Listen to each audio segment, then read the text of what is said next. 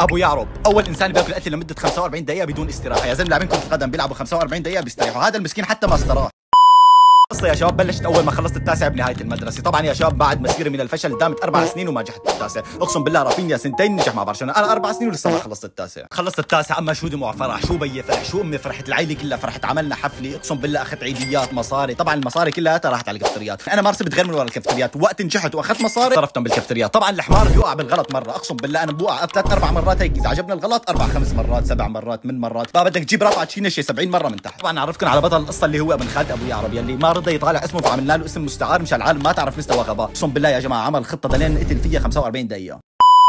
بعد ما نجحنا بالتاسع وصرفنا كل عيدياتنا ما ضل معنا مصاري، بدنا نروح على الكافتريات، بدنا نلعب كونتر، بدنا نقعد مع الشباب الوسخه لانه نحن بالصراحه اوسخ منهم. بعد هالخطه عرفت انه عن جد هن اللي كانوا يتعلموا منا مو نحن اللي كنا نتعلم منه. انه قديش كان عمرنا 14 15 سنه اظن، كان اهلهم هو للعالم الكبار كانوا يقولوا لهم لا تروحوا تمشوا مع هو الاولاد مشان ما يعلموكم الشغلات الوسخه. اقسم بالله مسكنا 40 مره ولساتنا بنعمل خطط، يعني لساتنا مصممين انه نحن اذكياء وبدها تنجح معنا شي خطه. اقسم بالله اكلت قتل اكثر من المعتقل الرسمي بالمانيا. شو المعتقل الرسمي بالمانيا؟ اقسم بالله ما بعرف شو عم بحكي، بس المهم انتم فهمتوا. فبعد ما خلصت مصارينا طلعت من خالتي هيك وهو صفن فيني، قلت له انه بدنا نجيب مصاري مشان نرجع على الكافتريات ونلعب كونتر ونقعد مع الشباب الوسخه. طلع فينا هيك عمل له ولا يهمك، هلا رح اروح على البيت زبط لي قصه. طبعا انا اول ما عرفت كلمه قصه عرفت انه هلا رح يعملوا علينا فيلم العنف ضد الاطفال. اقسم بالله عرفت رح ناكل قتله مدتها اكثر من 45 دقيقه، رح نلعب شوطين وبدون استراحه. حتى اول المره الماضيه لعبنا شوط واحد وبدون استراحه، هالمره شوطين وبدون استراحه. هون هو راح على البيت وانا رجعت على البيت معلم وتلقحت لك على الصوفه وقعدت افكر انه شو الخطه اللي بدي الاقيها مشان نقدر نجيب مصاري ونطلع على الكافتريات. هو انا بعرف انه هو ذكي وراح يلاقي خطه يجيب منها مصاري مشان نقدر نروح على الكافتريات، بس كمان بعرف انه بعد ما تنكشف الخطه رح ناكل قتله مدتها 90 دقيقه. فباليوم الثاني بشوف مكالمه منه عم يدق لي عم يقول لي تعال بدنا نروح على الكافتريا. قلت له احا من وين المصاري؟ عمل لي ولا يهمك انا دبرت وتعال بدنا نروح نضل اليوم كامل هونيك. فانا استغربت احا انه امبارح ما كان معنا مصاري، اليوم بدنا نروح ونضل اليوم كامل هونيك. يفضل عرضك انت شو فايز يا نصيب بايع كليتك معلم. فرحت يا شباب وقابلته قدام الكافتريا، اول ما شفته معلم كان عم يرج، قلت احا هلا عرفت من وين اجت المصاري. بس لا الحمد لله يا شباب طلع تفكيري غلط وكان الشاب واقع. الحمد لله 100 كلمه واقع ولا كلمه اللي ببالي.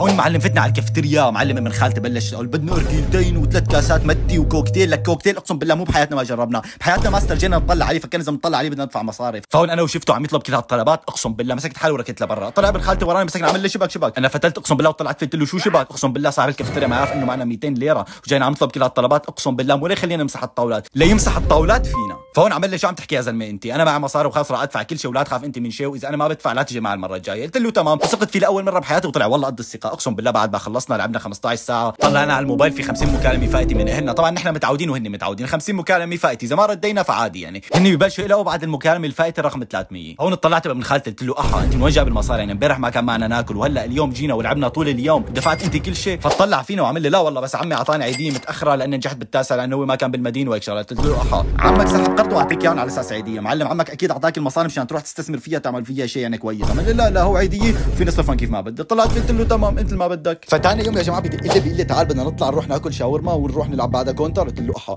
انت من وين معك المصاري معلم؟ القرض ما خلص. اقسم بالله روح اشتريك في بيت حاج نصرف على شغلات تافهه. هون يا جماعه لاول مره اقسم بالله بحس حالي هيك انسان واعي وقعد اعطي نصايح. فهو هون طلع فيني قال لي بدك تروح ولا اجيب حدا تاني؟ طلعت فيه قلت له اها انا صح واعي بس مو لهالدرجه، انا جايك هلا معلم بالكلسون ما راح البس حتى. معلم هون قعدنا ناكل شاورما وهو يطلع فينا عمل لي اها ليش هيك عيونك مدمعه؟ بالله انا معلم ماسك الشاورما وقاعد عم باكل وعيوني مدمعه وعم فكر كيف الطريقه اللي رح ننقتل فيها بس ننكشف. انه اها على مين عم تكذب؟ يعني عمك بده يعطيك كل المصاري مشان نروح نتشمطط فيها؟ عمك معلم مو ما بيطيقك، عمك ما بيطيق يشوفك لحتى يجي يعطيك كل المصاري مشان على اساس عيدي لانك نجحت بالتاسع. بعدين بيشوف كل المصاري اقسم بالله بفكرنا ناجحين بمعدل عالي، نجحانين دكاتره. معلم اللي بعمرنا مو ما نجحوا بالتاسع اقسم بالله صاروا دكاتره وتجوزوا وجابوا اولاد وماتوا ونحن التاسع لسه ما تخرجنا منه. فهون بعد ما خلصنا روتيننا اليوم رحنا اكلنا شاورما وبعدين رحنا لعبنا كونتر وبعدين رجعنا على البيت بعد 50 مكالمه فائتي. وكالعاده الروتين اليوم اهلنا بيمسكونا بيقتلونا على اساس ما بقى نروح بنرجع ما نروح، يعني نحن تعودنا وهن تعودوا. فالاطفال الطبيعيه بعد ما ياكلوا اكل شو بيعملوا؟ بيروحوا بيبكوا. لا انا كنت طفل مسؤول، رحت معلم قعدت لك هيك قعدت افكر انه احا من وين هذا عم يجيب المصاري؟ يعني انا بعرف انه هيدي الطريقه طريقه اكيد رح تودينا ورا الشمس، بس اذا الطريقه الاولى اللي ببالي اللي عم فكر فيها فرح تودينا على الشمس وفينا نجاب من هونيك، بس اذا الطريقه الثانيه اقسم بالله ما حد رح يجيبنا من ورا الشمس. فانا هون صار اكبر همومي بدي اعرف من وين عم يجيب المصاري مشان يروح يارجل. هون بلشت بالطريقه المعتاده معه. طلعت فيه قلت له حبيبي قل لي انه عم تجيب المصاري، اذا عم تجيبها بطرق غير شرعيه فقل لي مشان اعرف واقدر ساعدك بس تنكشف وناكل قتله مع بعض. فعمل لي لا تخاف انه المصاري من عيديه عمي وكل هو انه اعطاني اياهم العيديه لانه انا نجحت بالتاسع. قلت له تمام. طبعا يا شباب انا ما صدقته بس حكيت هيك مشان ريح ضميري. فبيوم من الايام يا شباب كنت قاعد بالبيت وبتجي لعنا خالتي. مين خالتي؟ اللي هي امه لابو يعرب. فقعدت مع امي وقعدوا يحكوا، امه قعدت تقول انه والله المصاري عم تختفي من البيت هنا بطريقه غريبه، يعني نحن بالعاده بنخبيها تحت التخت وما حد بمد ايده عليها، يعني صرنا زمان بنعمل هالحركه وبحياتنا ساعتها ما اختفت ولا ليره، فانا كنت قاعد وعم بسمع. فاول ما سمعت هيك بلشت اربط الخيوط ببعضها، انه روحت على الكونتر المصاري اللي عم يجيبها ابن خالتي، وهلا امه عم تقول انه المصاري عم تختفي من تحت التخت. فهون انا لبست اي شيء لقيته قدامي وطلعت ركيت برا البيت، رحت بدي اشوف ابن خالتي. طلعت فيه قلت له اسمع بدك تحكيني بصراحه ولا لا؟ عمل لي بحكيك بصراحه. قلت له بحكيني بصراحه ولا تكذب؟ قال لي تمام. قلت له المصاري اللي عم تجيبها انت من وين عم تجيبها؟ عمل لي من عمي. هون صرخته طياره. عمل لي لا والله عم بسرقها من البيت. طلعت فيه قلت له يفضح عرضك، هلا امك كانت عند امي بالبيت وكانت امك عم تقول انه المصاري عم تختفي من تحت التخت. هون يا شباب الشاب قعدت تقصف جرياته، اقسم بالله جرياته قعدت تهز كانه عم يرقص بالي. فهون انا قلت له لا تخاف، هلا بدنا نلاقي طريقه نرجع فيها كل المصاري استرفناها على الكونتر ونرجعهم لاهلك. اقسم بالله شو بدنا نرجع المصاري استرفناها بتشتري بيت معلم.